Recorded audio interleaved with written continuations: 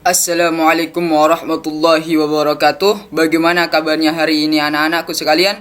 Masihkah semangat untuk belajar? Di sini Bapak akan melanjutkan tema 5 mengenai peradaban agama Islam.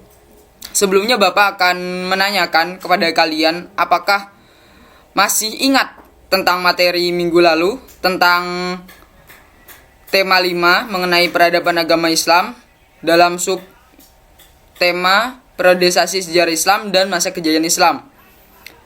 Sedikit Bapak mengulas kembali mengenai pembelajaran sebelumnya, bahwasanya periodisasi sejarah Islam yakni itu ada 3 periode. Yang pertama periode klasik, kemudian pertengahan serta modern.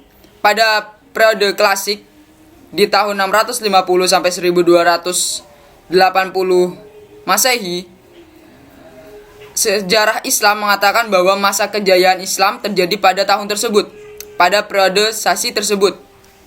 Dalam masa kejayaan Islam di masa klasik atau periode klasik, yakni bermunculan 2 kerajaan besar, yakni Bani Umayyah serta Bani Abbasiyah.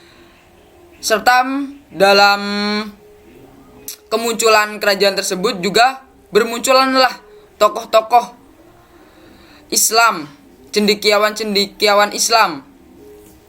Nah, untuk tema yang sekarang, Bapak dalam subtema ini akan menjelaskan tokoh-tokoh pada masa kejayaan Islam. Adapun beberapa tokoh di sini Bapak akan menyebutkan. Jadi yang pertama Ibnu Rushdin. Ibnu Rushdin ini adalah tokoh filsuf yang lahir pada tahun 520 dan wafat 595 Hijriah. Nama lengkapnya adalah Abu Al-Walid Muhammad Ibnu Rushdin. Lahir di Spanyol, Cordova, Spanyol pada tahun 520 serta wafat di Maroko pada tahun 595 Hijriah. Beliau menguasai beberapa ilmu pengetahuan, yakni ilmu fikih, ilmu kalam, sastra Arab, matematika, fisika, astronomi, kedokteran, serta filsafat. Karya-karya beliau yang sangat terkenal yakni Bidayatul Mujtahid, yang biasa oleh kalian mungkin mempelajarinya di masa sekarang. Ibnu Rushdin adalah seorang filsuf yang berpendapat bahwasanya antara filsafat dan agama Islam tidak bertentangan. Bahkan Islam menganjurkan para penduduknya untuk mempelajari ilmu filsafat seperti itu. Kemudian yang kedua yakni Al-Ghazali. Al-Ghazali ini nama lengkapnya ialah Abu Hamid Al-Ghazali. Lahir di desa Ghazlah. Desa Ghazlah ini dekat dengan Turki, tahu Iran Utara, pada tahun 450 dan wafat di tahun 505 Hijriah. Al-Ghazali atau lebih dikenal dengan Imam Al-Ghazali ialah juga seorang filsuf yang banyak mempelajari beberapa ilmu pengetahuan, antaranya ilmu fikih, ilmu tauhid, ilmu kalam, dan lain sebagainya. Kitab yang sangat terkenal di kalangan kita pada masa ini adalah kitab Ihya Ulumuddin karangan Imam Al-Ghazali. Dalam pembelajaran Ihya Ulumuddin ini banyak mengajarkan tentang fikih, ketauhidan, seperti itu. Kemudian yang ketiga yakni Al-Kindi. Al-Kindi juga seorang filsuf pada masa tersebut, seorang tokoh yang muncul pada masa kejayaan Islam. Nama lengkapnya ialah Ya'qub bin Ishaq Al-Kindi. Lahir di Kufah pada tahun 805 hingga 873 Masehi. Al-Kindi termasuk cendekiawan muslim yang produktif.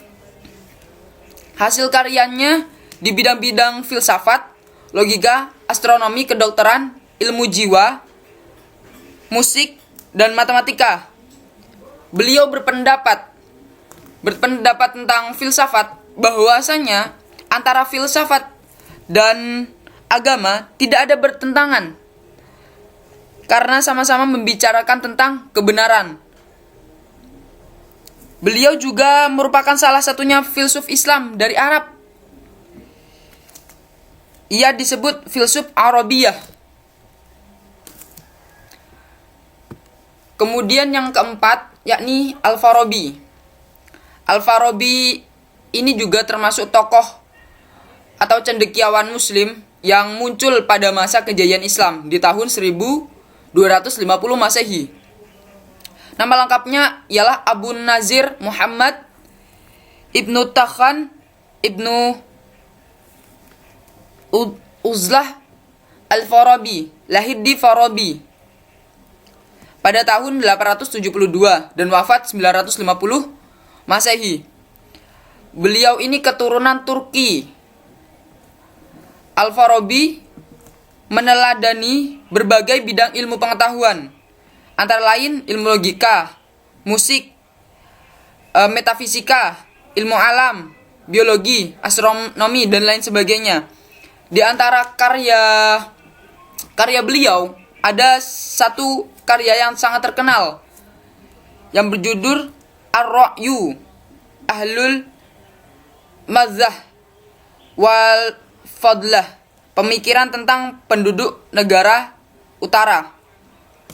Seperti itu. Kemudian yang kelima yakni yang terakhir ialah Ibnu Sina. Kita banyak mengetahui mungkin sejarah tentang beliau. Ibnu Sina ialah cendekiawan Islam yang ahli dalam bidang kedokteran. Karya-karyanya beliau yang sangat terkenal, salah satunya ialah Al-Quran Fit Tib. Itu ensiklopedia tentang ilmu kedokteran. Tidak hanya ilmu kedokteran saja, beliau juga ahli dalam bidang logika, ilmu hukum, teologi Islam, dan lain sebagainya. Nama lengkap Ibnu Sina ialah Abu Ali Al-Husain Ibnu Abdullah Ibnu Sina. Lahir di desa Afsana, dekat Bukhara. Beliau lahir pada tahun 980 Masehi dan wafat pada tahun 1037 Masehi.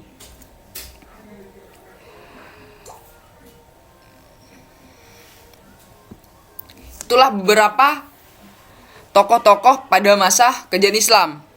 Ada juga beberapa tokoh-tokoh pada masa kejayaan Islam. Selain 5 tokoh tersebut, ada Al-Khwarizmi dan lain sebagainya. Kita sebagai umat Islam juga harus berpengetahuan luas seperti tokoh-tokoh terkemuka pada zamannya.